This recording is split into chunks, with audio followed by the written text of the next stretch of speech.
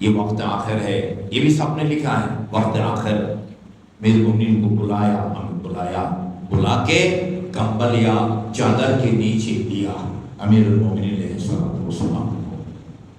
کچھ دیر کے بعد امیر المومنین نے چادر یا کمبل کے نیچے سے اپنا سر نکالا۔ لوگوں نے پوچھا کہ یا امیر المومنین، یا علی، یہ چند لمحوں میں آپ کی کیا رسول خدا سے رات و نیات کی باتیں ہوئی ہیں؟ وصال سے چند لمحے پہلے کی بات ہے، کیا آپ کی وہ رسول خدا سے رات و نیات کی باتیں ہوئی ہیں؟ امیر المومنین نے فرمایا یہ ان چند لمحوں میں علمنی رسول اللہ الف باب من العلم، ان چند لمحوں میں رسول خدا نے مجھے علم کے 1000 باب تعلیم فرمائے، یفتح کل باب الف باب من العلم، اور ہر باب سے 1000 باب علم کے خود بخود کھلتے چلے جاتے ہیں۔ 1000 باب حساب کریں نا، ایسی سادگی سے نہ گزریں۔ 1000 ضرب 1000 کتنا ہوتا ہے کاظم صاحب؟ 1000 ضرب 1000 1 ملین، 10 لاکھ۔ یہ چند لمحوں میں وہ رسول خدا کے پاک سینے سے 10 لاکھ علم کے باب، مسئلے نہیں، علم کے باب امیر المومنین کے سینے پر منتقل ہوتے ہیں۔ اور وہاں فرمایا کہ یہ جو میرے سینہ ہے نا، اس کے اندر رسول خدا کی دہن ہے، وہ لعاب دہن کی برکتیں ہیں، رسول خدا کی زبان کی برکتیں ہیں۔ وہ جو ولادت کے فوراً زبان چسائی تھی، اس کے نتیجے میں یہ میرا سینہ علوم الہی کا خزانہ بنا ہوا ہے۔ آواز بلند کرو، بھیجے محمد والا۔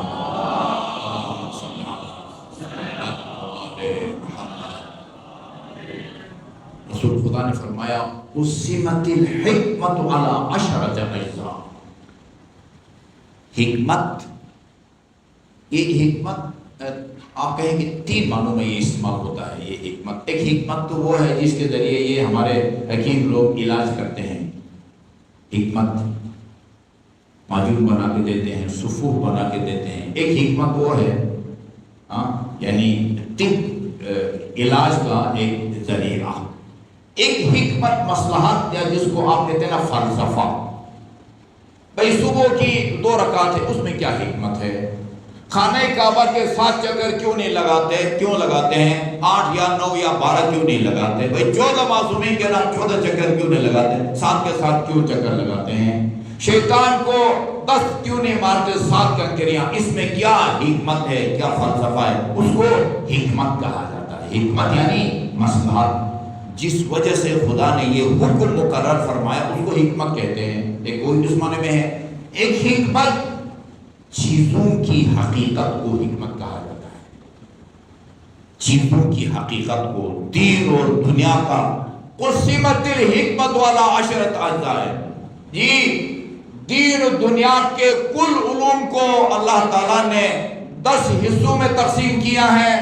10 حصوں میں تقسیم کر کے 9 حصے علی کو دیے گئے ہیں، باقی 1 حصہ باقی لوگوں میں تقسیم ہوا ہے۔ اور اس 1 حصہ میں بھی علی کا کوئی حصہ ہے یا اس میں علی کا کوئی کوٹا نہیں ہے؟ کہتے ہیں اس 1 حصہ میں بھی سب سے زیادہ حصہ علی علیہ السلام کا ہے، علی علیہ السلام کا ہے۔ اب آپ کے ذہن میں یہ سوال پیدا ہوا ہوگا، نہیں ہوا تو ہو جانا چاہیے، کہ وہ سارا علم تو علی لے گیا، باقی ائمہ معصومین کے پاس امام حسن کا علم کہاں سے آئے گا، امام حسین کا علم کہاں سے آئے گا، امام زین العابدین علیہ السلام کا علم کہاں سے آئے گا؟ یہ جو علم امامت ہے نا، جو رسول خدا کے سینے سے علی تک منتقل ہوا ہے، یہ علم امامت امام امیر المومنین کے بعد یہی علم امامت موروثی طور پر امام حسن تک منتقل ہوتا ہے، حسن کے بعد حسین تک، حسین کے بعد امام زین العابدین تک، امام زین العابدین کے بعد امام محمد باقر تک، جی۔ اور آج وہ علم امامت قائم آل محمد اجل اللہ تعالی فرجہ الشریف کے پاس موجود ہے۔ یہ علم امامت ہے۔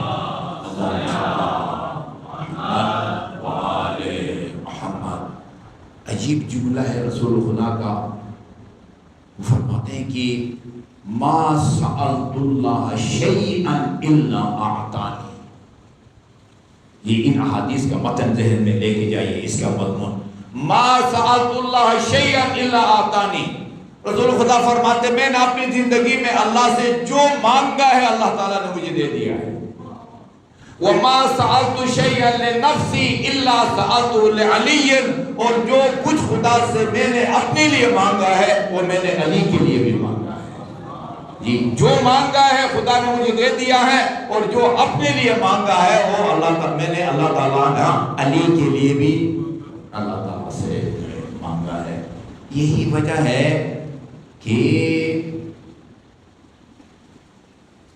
علی کی زندگی کو دیکھیں، یہ ہم عقائد کے کتابوں میں اپنے طلباء کو پڑھاتے ہیں، خصوصاً عقائد امامیہ جہاں کی یہ عبارت ہے، اس میں یہ لکھا ہے کہ آپ امیر المومنین سے لے کر امام زمان تک کسی امام کے بارے میں آپ کو تاریخ میں یہ نہیں ملے گا کہ انہوں نے دنیا کے کسی عام مکتب یا سکول یا مدرسے میں یا عام انسان سے وہ استفادہ کیا ہو، کہیں بھی آپ کو نہیں ملے گا۔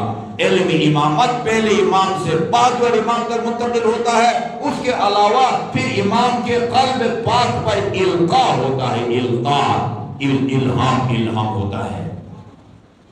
خصوصیت امامت کی خصوصیت ہے، امام کی خصوصیت ہے کہ وہ خدا کے دیے ہوئے علم کی روشنی میں، یہ جملہ یاد رکھیں کہ خدا کے علاوہ رسول خدا جو اشرف المخلوقات ہے، رسول خدا اور رسول خدا کی آل پاک علی اور رسول، اس دنیا میں جس کسی کے پاس جو کمال ہے وہ خدا کا دیا ہوا ہے۔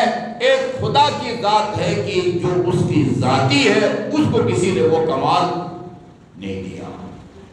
خدا داد علم کی روشنی میں یہ لوگوں کی دل کی باتوں کو سمجھتے تھے۔ خدا داد علم کی روشنی میں لوگوں کے مرنے کی تاریخ کو جانتے تھے۔ خدا داد علم کی روشنی میں اپنی رحلت یا اپنی شہادت کی تاریخ کو بھی یہ ہستیاں جو ہے نا وہ جانتی تھی خدا داد علم کی روشنی میں۔ مرحوم شیخ مفید نے ارشاد مفید، جس کا اردو میں ترجمہ مولانا صفدر حسین نجفی نے تذکرۃ الاطہار کے نام سے کیا ہوا ہے، اس میں دیکھیں امیر المومنین کے معجزات اور غیب کی خبریں۔ خدا داد، یہ جملہ ضرور استعمال کرے، خدا داد علم کی روشنی میں علی نے بھی غیب کی خبریں دی ہے اور علی کی اولاد نے بھی غیب کی خبریں دی ہے۔ خدا داد علم کی روشنی میں خدا کا علم ذاتی ہے، بلکہ وہ عین علم ہے۔ خدا کی قدرت ذاتی ہے، بلکہ وہ عین قدرت ہے۔ خدا کی حیات ذاتی ہے، یعنی وہ عین حیات ہے۔ خدا کے علاوہ اس دنیا میں جس کے پاس جتنا علم ہے وہ خدا کا دیا ہوا ہے۔ رسول خدا کا علم خدا کا دیا ہوا ہے، علی کا علم خدا کا دیا ہوا ہے۔ یہ تو قرآن کی آیت ہے نا، رب زدنی علما، یہ رسول خدا فرماتے ہیں خدایا میرے علم میں اضافہ فرما۔ اس حدیث کی روشنی میں یقیناً جس طرح رسول خدا نے اپنے علم میں اضافہ کی دعا کی ہے، یقیناً علی کے لیے بھی علم میں اضافہ کی خدا کے بارگاہ میں سوال کیا ہوگا۔ رسول خدا صلی اللہ علیہ وسلم نے درود بھیجیے محمد و آل محمد پر۔